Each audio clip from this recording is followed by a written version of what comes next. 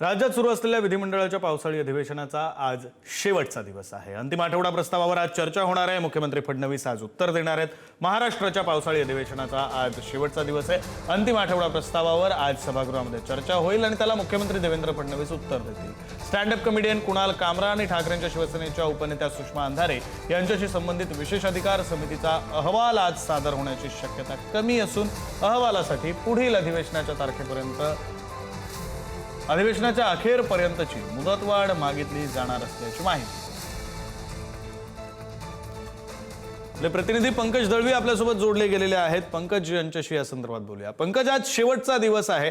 मागचे जवळपास 3 आठवडे अधिवेशन सुरू होतं। अधिवेशनातून राज्याला काय मिळालं, सर्वसामान्यांना काय मिळालं, अधिवेशनामध्ये नेमकं काय काय घडलेलं आहे, सगळ्याचे तपशील पंकज।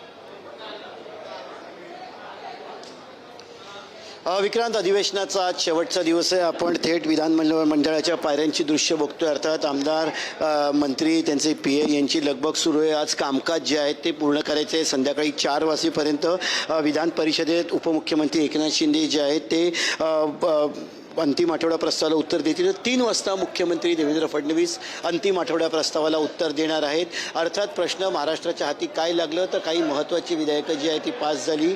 महिला शेतकरी सन्मान विधेयक आहे किंवा डान्स बार बंदी सुधारणा विधेयक आहे, अशी काही महत्त्वाची विधेयकं जी आहे ती पास झाली। मात्र महाराष्ट्राच्या हाती काय लागलं याचं उत्तर पुन्हा एकदा दरवर्षी जे अधिवेशनात देतो तेच आहे। विरोधक आरोप करतायत सत्ताधारी महाराष्ट्राच्या जनतेच्या हिताचं अधिवेशन झाल्याचं म्हटलं जाते। अर्थात अनेक गोष्टी, वादाचे मुद्दे जे आहेत ते इथे आले आणि या वादाच्या मुद्द्यातून अनेक प्रश्न मार्गी लागले। मात्र विधिमंडळात गोंधळ सुद्धा झाला। आमदारांची अनुपस्थिती हा एक अत्यंत महत्त्वाचा मुद्दा। आपण बघूया, थेट दृश्य बघतोय। महाराष्ट्राच्या विधिमंडळात उपमुख्यमंत्री एकनाथ शिंदे जे आहेत ते आलेले आहेत। प्रताप सरनाईक त्यांच्यासोबत आहेत आणि एकनाथ शिंदे हे येऊन 3 व 4 वाजता जे आहे ते विधिमंडळामध्ये अंतिम आठवडा प्रस्तावाला उत्तर देतील। अंतिम आठवडा प्रस्ताव जो आहे त्याच्यामध्ये मुंबईतील कायदा सुव्यवस्था, इन्फ्रास्ट्रक्चर, मुंबईतले ढासळते कायदा व्यवस्था, हा सगळे विषय जे आहेत ते इथे असणार आहेत।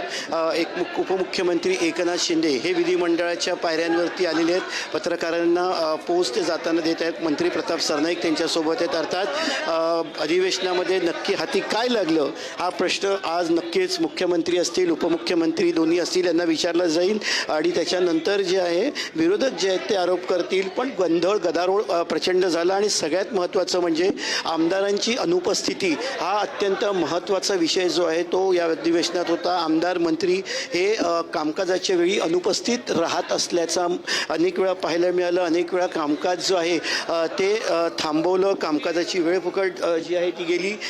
त्यामुळे मंत्री, आमदार गंभीर नाहीत का असा प्रश्न विक्रांत विचारला गेला। विक्रांत, धन्यवाद पंकज, तुम्ही दिलेल्या या सगळ्या सविस्तर माहितीसाठी।